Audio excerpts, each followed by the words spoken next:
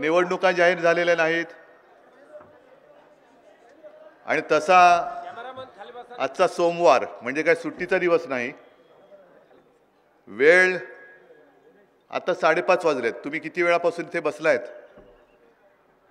सुट्टीचा दिवस नाही, आरामाची वेळ होती नव्हती, तरी देखील मी माझ्या कुटुंबाशी संवाद करायला येतोय म्हटल्यानंतर हे सगळं माझं कुटुंब इकडे जमा झालं. मग जेव्हा जाहीर सभेला येईन, भास्करराव मी सभेला येणार, नक्की येणार, पण तुम्ही सांगितले त्याच्यामुळे प्रचाराच्या सभेला नाही आलो तरी विजयाच्या सभेला येणार.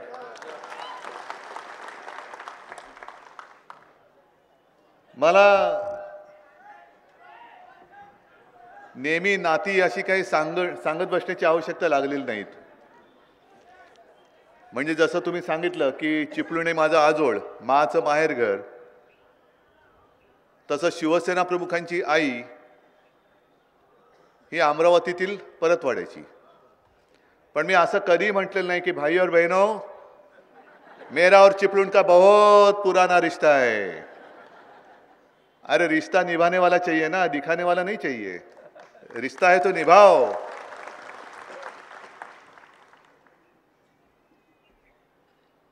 हे नुसते रिश्ते हे असतात,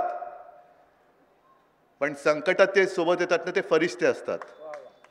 आणि तुम्ही सगळे माझे फरिश्ते आहात.